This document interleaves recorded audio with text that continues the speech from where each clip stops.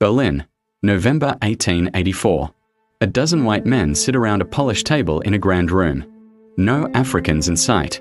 Over 3 intense months, these Europeans will redraw the map of an entire continent they barely understand, and seal the fate of roughly 400 million people. This is the Berlin Conference. It ignites the most frantic land grab in modern history, the scramble for Africa.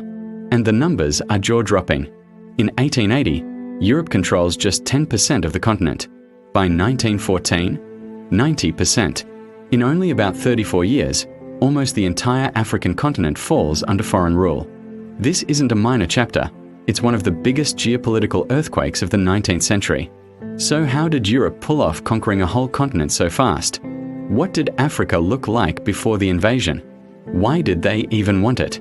Let's dive in. Forget the myth of an empty or primitive Africa. Before colonization, this was a vibrant, powerful continent, bursting with sophisticated kingdoms and empires. Picture the Tukulur Empire sprawling across modern Mali, Senegal, and Guinea.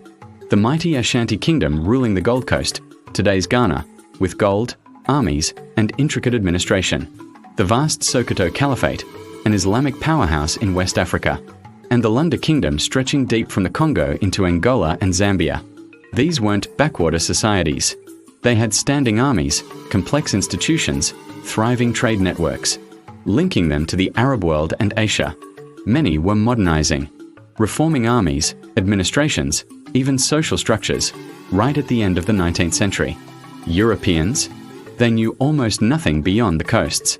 Maps labeled the interior region Centrales presque interiorment inconnus auxiliary Europeans. Almost entirely unknown. Why? Malaria. Up to 90% of Europeans who ventured inland died from it.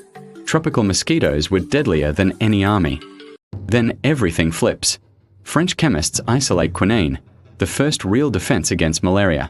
Suddenly, the deadly interior becomes survivable.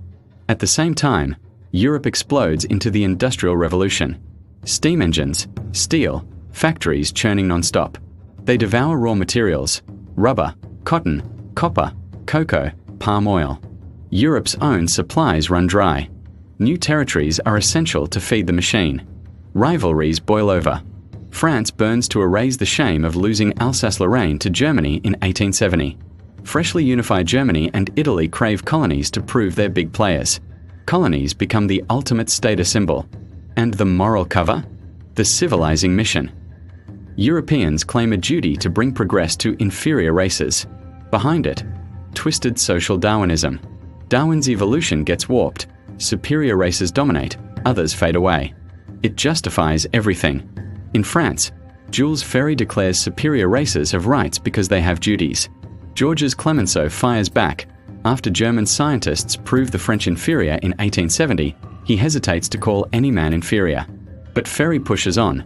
France claims parts of the Congo basin, founds Brazzaville. Then a wildcard appears. Leopold II, King of the Belgians. His tiny country has zero colonial glory, trapped between giants. He dreams big. After failing to buy a colony outright, he gets clever. He grabs a tiny 40 kilometers coastal strip and funds explorers like Henry Stanley. They sign hundreds of treaties with local chiefs. Chiefs think alliances for trade. Leopold reads them as full sovereignty transfers. In years, he carves out a massive private domain in Central Africa, the Congo Free State.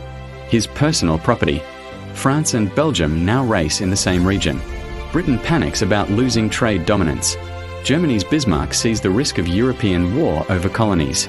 To stop the chaos from exploding into conflict back home, Bismarck calls the powers to Berlin. November 1884, the conference begins. Myth, they drew borders with rulers on a map. Reality, they didn't draw any borders. They set the rules for claiming them. 14 delegations agreed on key principles. Free navigation on the Congo and Niger rivers, and free trade in the Congo basin. And the big one, effective occupation. No more paper claims.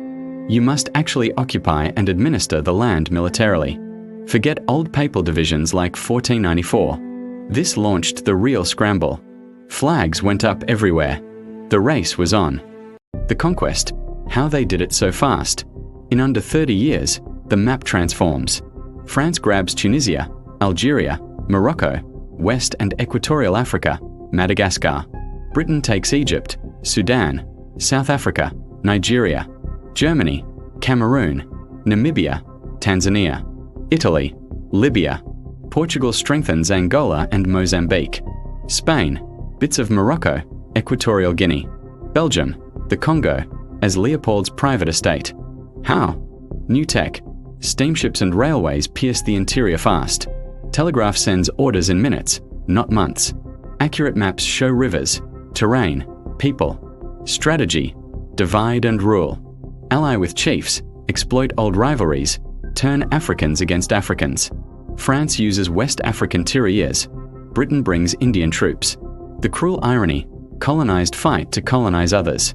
The killer edge, the machine gun. A few soldiers mow down entire armies. Resistance and horror, the human cost. Resistance flares everywhere, but rarely wins. Daramé fights France tooth and nail, then falls. Zulus crush British forces once, then get crushed. The Boer War in South Africa over gold and diamonds. Only Ethiopia humiliates Italy at Adwa in 1896. A modern African army beats a European power. Ethiopia and Liberia stay free. By 1914, 90% of Africa was colonized in 29 years.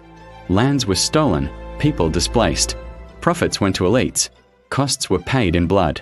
The worst was Leopold's Congo. Forced rubber and ivory quotas led to immense suffering. Whippings, hands chopped, villages burned. Estimates, up to 10 million dead. One horror among many, tens of millions of African lives lost overall.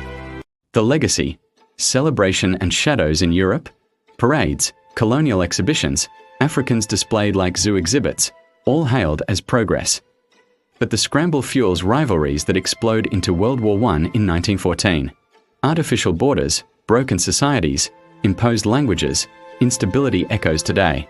Final question, if Europe never intervened, what would Africa look like now?